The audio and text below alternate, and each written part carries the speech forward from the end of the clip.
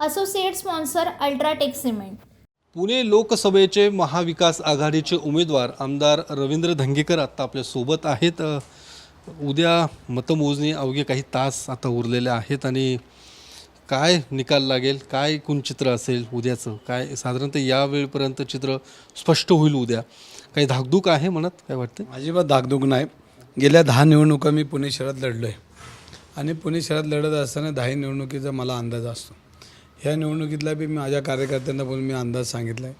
आपण पुणेकरांचा उमेदवार आहे, पुणेकर उद्या जिंकताना दिसतील नाही, मी सगळ्या कार्यकर्त्यांना विश्वास देईल आणि तुम्हाला पहिल्या फेरीपासूनच दिसेल पुणेकर आघाडीवर असेल। पण तुम्ही जरी विश्वास व्यक्त करत असला तरीसुद्धा एक्झिट पोलचा जो काही अंदाज आहे, ज्यामध्ये महायुतीचे उमेदवार मुरलीधर मोहोळ आघाडीवर असल्याचं एकूण चित्र दाखवलेलं आहे। तुम्हाला काय वाटतं या एक्झिट पोलबद्दल? वाटतो की तसंच काही उद्या चित्र असेल किंवा काही वेगळं असेल? एक्झिट पोलनी निकाल नाही दिला, अंदाज दिला आहे आणि अंदाजवाले म्हणजे जजमेंटवाले किती आले तरी नशिबवानवाला मी आहे। म्हणजे जजमेंट आणि अंदाज हा एकच शब्द आहे, तो इंग्लिशमधला हा शब्द आहे। पण अंदाज आहे ना, अंदाजापेक्षा मी नशिबवानवाला आहे आणि अंदाज हा काय अंदाज असतो, तो काही कन्फर्म नसतो।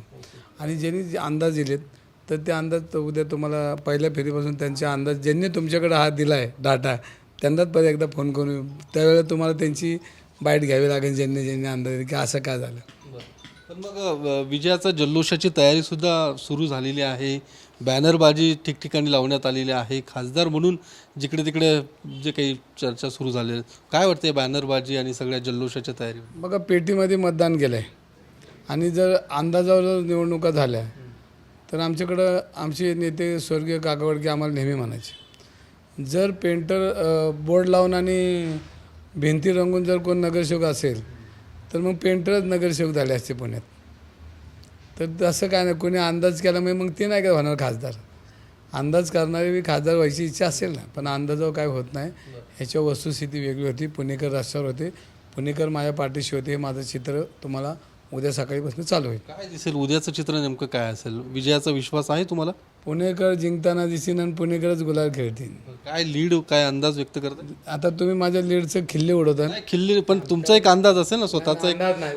हा, मग म्हणजे तुम्ही एकूण अभ्यास केला असेल की मतदान झालं? अंदाज घेत नाही, मी वस्तुस्थिती घेतो की उद्याचा निकाल तुम्हाला पश्चिम महाराष्ट्रात सगळ्यात जास्त मतांनी उमेदवार जिंकताना रवी धंगेकर दिसतील, कारण ते पुणेकरांनी मतदान केलं, पुणेकरांचा उमेदवार आहे।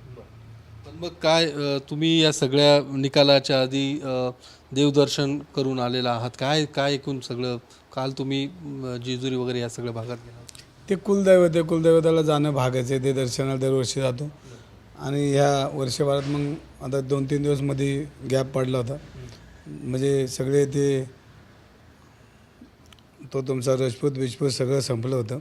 आता ते चालू करायचं उद्या, पण तत्पूर्वी 2 दिवस गॅप होता, मग दर्शन घेऊन आलो देवांचं, कुलदैवतांचे आशीर्वाद घेऊन आलो आणि मग वर्षभर ऊर्जा आहेत ती।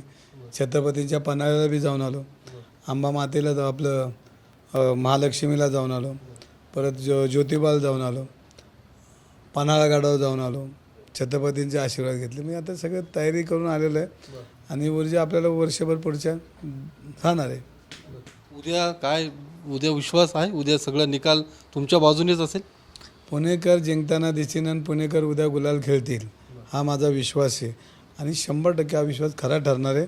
तुम्ही फक्त आता मला लीड विचारू नका, हा लीड एवढा असेल की तुमच्या मोबाईलमध्ये तुम्हाला फोन करून लोकच विचारतील असं का झालं, अंदाज का झाला आणि आता हे वस्तुस्थिती काय।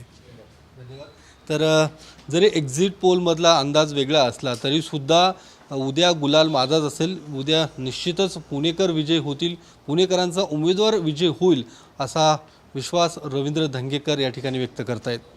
कॅमेरामन तुषार ननावरेसह मी Yogesh Borse, TV9 Marathi, Pune. Associate sponsor UltraTech cement.